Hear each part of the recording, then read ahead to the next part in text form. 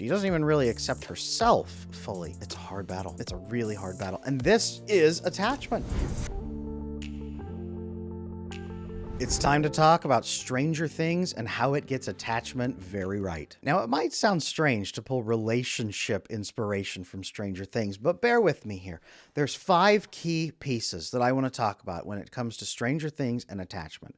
And the first 3 are about 11, but the last 2 are going to make you very interested. You're going to sit up and take notice about something very specific. Let's talk about 11 because she's actually my favorite character in that show. I love that trope of a child raised in a lab with special powers and is super cool, but is a little bit awkward and is trying to figure out the world. I love that trope because that is so much in the heart of attachment. Attachment is the way you connect to other people to give and receive love with them. And 11 did not really connect and give and receive love with people. Not so much. 11's life was not about social interaction. It was about purpose and fulfilling somebody else's purpose, really. 11's life was not about bonding and love. And that's a big piece with attachment. And that's one thing they get great in this, is that she does not know what to do. She does not learn the good things you're supposed to do to bond and connect to other people.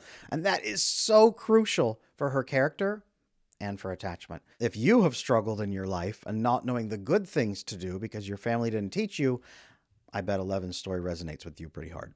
Now, the second thing Stranger Things gets right about attachment is that 11 gets out in the world and is scared. She's nervous, she's concerned, she's worried, she's anxious. She doesn't know what to do or who to do it with or how to do it, and she doesn't feel fully accepted. She doesn't even really accept herself fully. It's a hard battle. It's a really hard battle. And this is attachment. When you don't know what to do and you don't know your place in the world, anxiety sets in. Whether you're anxious style, avoidance style, or disorganized style, anxiety and worry is constantly in your mind. And it fuels a storm that makes you want to pull away from other people and not know what to do. And you feel awkward. And sometimes people reject you for it because they don't understand what you're doing. Number 3 is 11's relationship with Mike. I really love this relationship and watching it unfold because she's learning. This is where she starts really learning. When she gives and receives love, it changes her. She experiences it. And I hope they keep diving into that as the show goes on. You know, we get more seasons. I'm really hoping that they explore that more and show her giving and receiving love and it transforming her as a character. She becomes more secure, more bonded, more loved. I hope that they don't break up or something awful happens later on.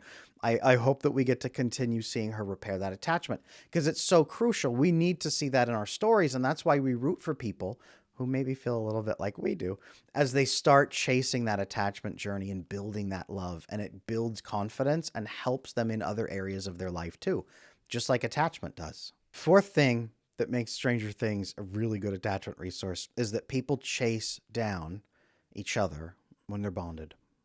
Attachment is key. When we bond to people, we want them in our life. We don't just say, they're gone. Okay, whatever. We say, where is he? Where is he? Where is he? Where is he? We need to find him. How do we do this? And we pursue even through difficulty and challenge and fear, right? How the whole show sets up.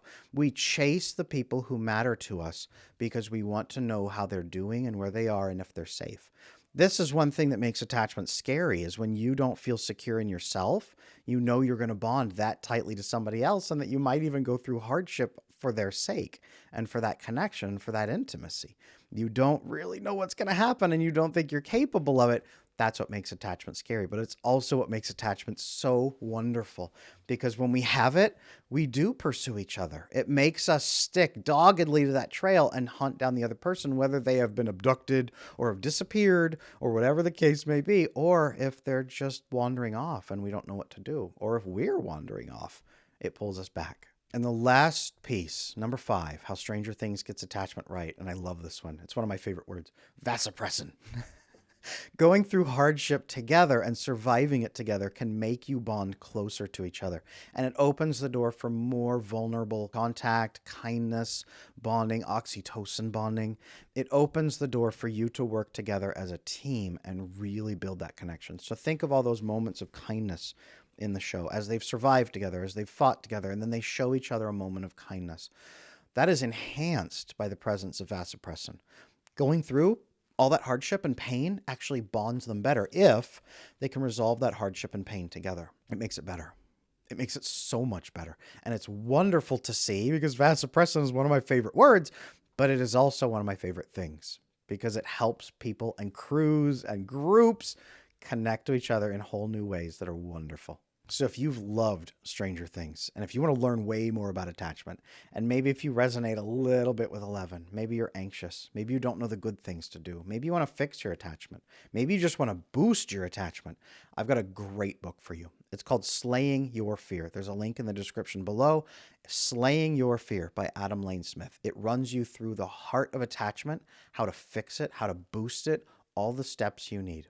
Read my book, Slaying Your Fear, and you will understand Stranger Things on a whole new level.